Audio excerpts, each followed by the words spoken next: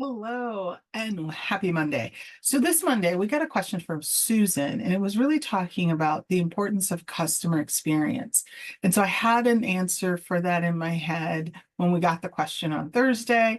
And then something really interesting happened over the weekend. I had a real life example that I want to really talk about that talks to this question that Susan had.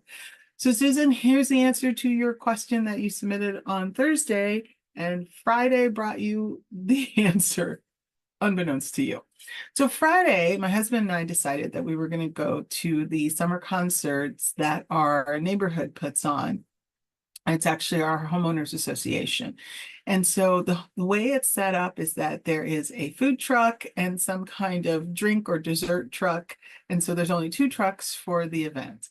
And so this was the last one of the series for the summer because the summer ends in just a few weeks. And so they had a taco truck and they had an ice cream truck, a gourmet ice cream truck. And so the gig starts at 7. And so the food trucks need to be there at 6 because people are coming in beforehand because the concert starts exactly at 7. So you want to make sure that people are there and present for the customers. The taco truck was late. That's one. Two, they forgot their credit card reader, so they could only accept Venmo or cash or Zelle or just, one of the cash apps. And then the other issue was that their propane went out in the middle of their service. So it was your basic nightmare in terms of customer service. Now, I was the fourth person in line. My husband went to scout out a spot on the grass for us while I went and stayed in line to get food. My whole experience took about 45 minutes. So I missed 45 minutes of the concert. I mean, I could hear the concert, but missed actually seeing the 45 minutes of it. But here's the point. While I was in line, it was my opportunity to sort of listen to how people were experiencing all of this. And there were people talking about how frustrated they were because they didn't carry cash, which in this day and age, your customers are not going to be carrying cash or enough cash to make your purchase. They probably just may have an emergency 20 in their pocket at most. So people don't carry cash. That's one. Two, they were also complaining about the fact that there wasn't enough people at the truck to help. There was one person taking orders and one person cooking, and the one person taking orders was a teenage kid, and she was overwhelmed, poor thing. I mean, she was truly, truly overwhelmed. God love her. So there was that going on. The other thing that was happening is that in the middle of the cook cycle, the propane went out and they didn't have a backup. Luckily, the venue, the park, actually had propane there. And so after trying to call someone to come and help, they got the propane there. And while the young lady was taking the orders, she was also on the phone trying to get someone to come and help them. They were not prepared. And so people were talking about how they would never frequent this truck again. They were talking about, I think they have a restaurant and I never go to their restaurant if this is the quality of their service, blah, blah, blah. So you can see that they're losing customers in this moment, in this experience, right? And so a lot of times we think that our product or service is going to be so amazing that customers are going to return. The truth of the matter is your product or service is not what keeps your customers coming back. It is actually the customer experience. And if you don't have a good customer experience, I don't care how good your product is. I don't care how good your service is. People are going to see if they can find your competitor.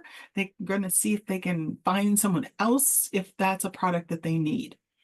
So the lesson here is the experience of the customer happens way before they actually step into your store, see your service online, whatever your taco truck is, whatever it is, it happens way before.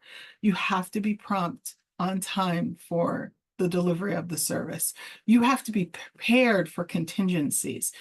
Part of scaling, we're all excited about getting a bunch of customers, but if you're not prepared for those customers, you can have the problem that this poor truck had. And being prepared means different things for different companies. It can be as simple as, do you have a backup person? Or it can be as complex as, do you have everything set up in case your product blows up? Do you have the infrastructure for people getting to your product? That's one. Two, do you have the skill set that's customer facing that's able to deal with customer complaints? While this girl was super lovely and sweet, the problem is, and this is not just this truck, this is everyone. We think we can put anybody in front of a customer and it'll be fine. But we don't train them. We don't really develop them to be able to handle customer complaints or creating a customer brand experience. And that is the basic problem with service now, is that the brand experience happens way, way before. And we need to make sure that people who are facing our customer understand our values, understand what's the experience we want our customers to have. Because again, customers are not going to come back to you because your product's amazing. Every person who complained in that line about this truck also said the food was amazing, but it was not enough to get some of those people to say that they would frequent that truck again. Because of the cluster that happened, they were like, nope, not going to do it again, even though the food was amazing. So think about that. They had an amazing product, but they lost because of the experience. So, Sue, I hope that answers your question. Honestly, the customer experience is the key to success. And if you're going to scale your business, you need to make sure you're prepared for that scaling. All right. See you guys next Monday. Same bat time, same bat place. Bye for now.